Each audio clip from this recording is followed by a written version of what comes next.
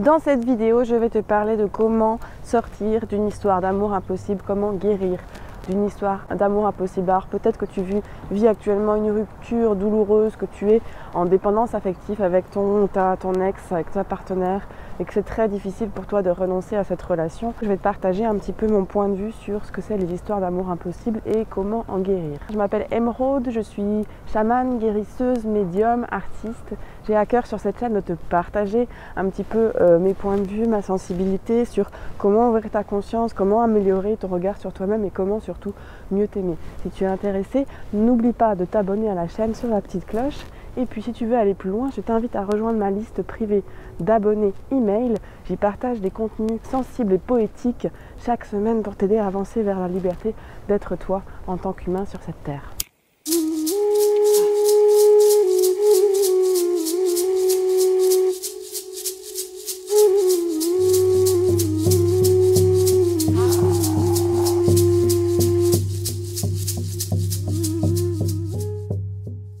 Alors l'histoire d'amour impossible, je pense que beaucoup de gens en font les frais.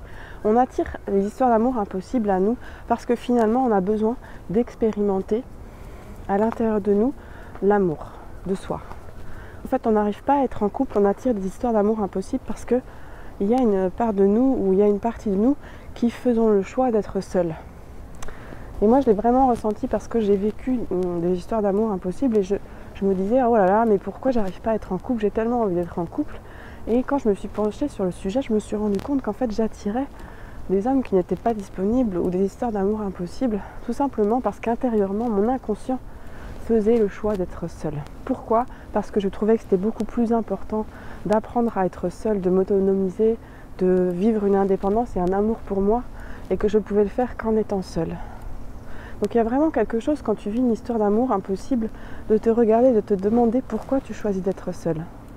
Pourquoi tu choisis de vivre un amour qui est impossible et en quoi cela a du bénéfice pour toi. Moi j'ai fait pendant 10 jours la liste de vraiment ce qui, on va dire, les bénéfices de mon choix d'être seul. Parce que réellement en fait tant que tu ne comprends pas que c'est toi qui fais le choix d'être seul, qui fais le choix d'être célibataire et pourquoi tu fais ce choix-là inconsciemment, tu ne vas jamais pouvoir arriver à en tirer les bénéfices et à passer à autre chose. Donc je vais t'inviter pendant 10 jours par exemple à faire la liste chaque soir. Pourquoi j'ai choisi d'être seule et à noter réellement les bénéfices. Moi je me rappelle en ayant fait cet exercice-là que j'avais vraiment été surprise de voir que je choisissais d'être seule parce que telle chose, parce que ça m'apprenait à m'aimer, parce que ça me permettait, parce que j'avais peur de l'engagement, parce que j'avais vraiment envie de vivre les choses pour moi, parce que j'avais vraiment envie d'apprendre profondément ce que c'était le fait de s'aimer réellement et d'être indépendant en amour, parce que j'avais envie de sortir de la dépendance affective et je pouvais le vivre que de cette manière-là. Et donc les histoires d'amour impossibles que j'ai vécues m'ont aidé à prendre confiance en moi, m'ont aidé à mieux m'aimer, à m'aimer réellement pour ce que j'étais, à me donner de la valeur. Quand on attire des histoires d'amour impossibles, il faut le savoir, c'est que c'est vraiment qu'on a à construire à l'intérieur de soi sa propre valeur, à se valoriser, à vivre par soi-même, pour soi-même. Parce que sinon, en fait, on serait en couple et on n'aurait pas cette question-là. Mais si tu attires à toi un amour impossible, c'est l'indice vraiment que tu as à prendre pour toi-même, de t'aimer, d'apprendre à t'aimer pour ce que tu es et surtout de te faire confiance. Ensuite, deuxième chose, quand tu es dans une rupture ou un amour impossible, il y a quelque chose à faire de très important, c'est pleurer le deuil, pleurer la douleur de la séparation. Se laisser être, se laisser vivre le chagrin d'amour, se laisser vivre l'impossibilité de cette histoire, se laisser vivre émotionnellement dans toutes ces tripes vraiment la douleur de la séparation. Parce que souvent les personnes qui vivent un amour impossible, elles ont vraiment une blessure de séparation, une blessure d'abandon à guérir. Et donc le meilleur moyen pour ça, c'est vraiment de traverser émotionnellement la charge qui est reliée à cette séparation. Donc fais-toi des séances émotionnelles où tu pleures ton chagrin, où tu vas dans la douleur de la mort, de la séparation. Imagine même que ton partenaire ou ta partenaire soit morte, que tu la reverras plus jamais et laisse-toi complètement traverser par ce chagrin, dans tes pleurs, dans tes larmes. Et à chaque fois que tu vas te donner le temps de ressentir cette douleur, tu vas petit à petit guérir de cet amour impossible. Ressentir d'où ça vient cette blessure. Parce que finalement, c'est souvent à la naissance ou dans l'enfance qu'on a vécu une séparation si forte, un amour impossible si fort, qu'il se remanifeste une fois adulte.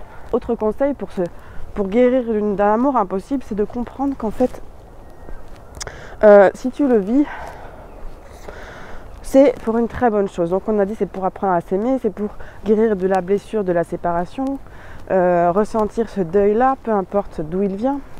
Et puis aussi, c'est apprendre à te recentrer sur ta vie. Il y a vraiment un truc quand on vit des histoires d'amour impossibles, tu l'auras peut-être remarqué, c'est qu'on est complètement décalé de soi. On est complètement sur l'autre. On pense tout le temps à l'autre, on est tout le temps envahi par ça, on a plein de pensées sur comment cette histoire pourrait marcher, etc., etc. Mais donc le meilleur moyen de guérir une histoire d'amour impossible, c'est de vraiment se recaler sur sa vie, se prioriser, se recentrer, être vraiment dans son corps, au cœur de sa vie. Ne plus se focaliser constamment sur la vie de l'autre, valoriser sa vie, faire les choses qui nous plaisent dans notre vie, se remettre complètement au centre de sa vie. Et ça, j'insisterai vraiment là-dessus, ces histoires d'amour impossible nous aident à nous remettre au centre de nous-mêmes, à notre place. C'est vraiment une question de place. C'est peut-être à la blessure que tu n'as jamais eu ta place dans la famille, dans la fratrie, et donc tu ne la trouves pas dans ta vie. Mais donc là, il y a vraiment, pour se sortir d'une histoire d'amour impossible, c'est revenir au centre de sa vie, se remettre vraiment au centre de sa vie, sentir ce qui est utile pour soi, ce qui nous fait du bien, ce qui nous enthousiasme, et ne plus décaler sa vie pour l'autre. Tu ne peux pas construire une histoire d'amour saine et autonome si tu n'es pas épanoui et conscient de la valeur et la place que tu as dans ta vie. Tu ne peux pas apporter ça dans ton couple. Si tu es toujours décalé sur l'autre, si tu es toujours en train de regarder la vie de l'autre, en train de ne pas exister sans l'autre. Je me remets au centre de ma vie pleinement, totalement. Et je fais de ma vie ma priorité. Je me priorise. Je me mets au centre de ma vie. Et peu importe que ça coûte, mais il y a vraiment quelque chose où toujours se revenir à soi. Dégager ce qui est inutile. Arrêter d'aller essayer de rattraper l'autre, mais revenir à soi et faire vraiment ce qui nous est utile à nous dans notre vie. Si tu as envie d'aller plus loin, je propose des coachings individuels qui t'aident à guérir les blessures d'amour, à guérir les blessures d'amour de toi, et puis on tire le fil de là où tu en es amoureusement, et puis on peut aller guérir les choses que tu as à guérir par rapport à ça. Donc n'hésite pas à me contacter, il y a le lien de mon site en dessous de cette vidéo. Sur ce, je te souhaite une magnifique journée, je t'embrasse fort et prends soin de toi. Je te dis à très très vite. Ciao!